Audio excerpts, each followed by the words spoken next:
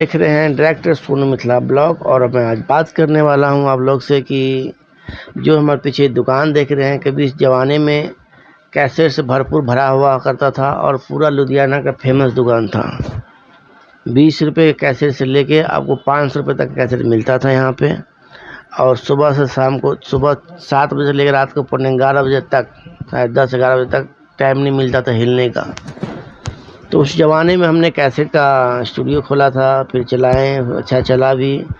और आज ऐसा सिस्टम हो गया कि काम बहुत कम हो गया है और चलने के लिए अभी भी चलता है, लेकिन व्यूअर कम आता है चैनल पे। जो मिथिला म्यूजिक चैनल है, भक्ति सवेरा है, तो मैं फिर एक ब्लॉग खोला हूँ और स्टाफ सब भी रखे थे, तो लॉकडाउन के कारण थोड़ा काम ख़राब हो गया था। तो ये दुकान जो देख रहे हैं, अभी तक मैं दुकान रखा था कि उसी दुकान के बले से सारा कुछ मैं स्टूडियो बनाया, सब और कुछ किया था। तो अब इसमें क्या काम किया जाए, थोड़ा सा चेंजिंग किया जाए। तो कुछ आप लोग राय विचार बिल्कुल इस पे दें, क्योंकि स्पेस बहुत कम है। दुकान मेरे ख्याल से ये कितना होगा फुट,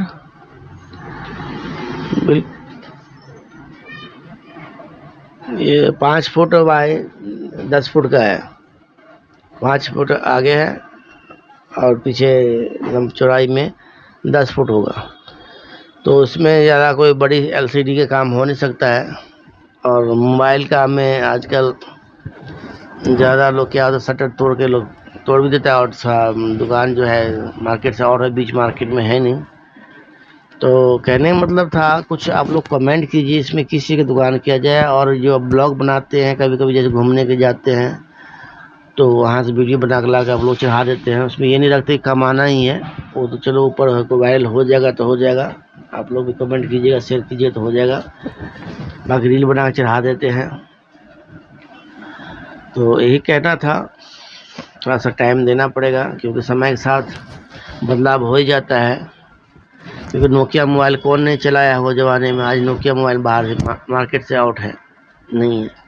तो टाइम का साथ परिवर्तन हो ही जाता है कभी कभी इंसान का। तो ये जरूरी नहीं कि आज है तो कल ही रहेगा ही। तो अपने ब्लॉग में आज मैं ज़्यादा कुछ नहीं, मैं सोचे चलो आप लोग से बात करूं।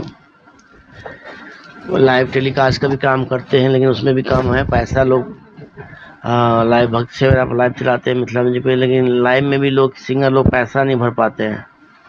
जो है कि पैसे नहीं है, ये नहीं है, वो नहीं है, नौ नखरा। तो हम लोग बुकिंग करते ही हैं, लेकिन किसी को बुकिंग करवाना हो लाइव टेलीकास्ट का, हम लोग लुधियाना में रहते हैं तो वहाँ भी हो जाता है। बाहर आउट एरिया होगा वो भी हो जाएगा।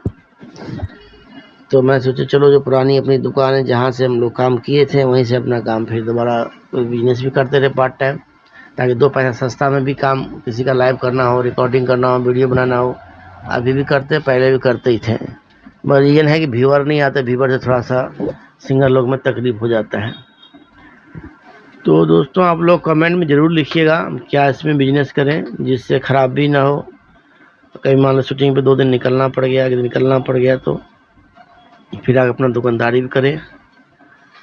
मैं आज बात कर लेते हैं। बाकी दुकान का वीडियो तो हर शॉर्ट वीडियो में आप लोग देखते ही हैं। तो आज वीडियो को फिर यहीं पे एंड करता हूँ। और कमेंट में ज़रूर लिखिएगा, तो फिर हम लोग उसका जब रिप्लाई भी देंगे और हमें सुझाव भी आप लोग दीजिए, ताकि आप लोग के लिए वीडियो भी बनाते रहूं और दुकानदारी भी चलाना है, क्योंकि भाई कमाएंगे तभी खाएंगे। तो हर हर महादेव, जय श्री कृष्णा, राधे राधे, जय जवान, जय किसान और जय विज्ञान।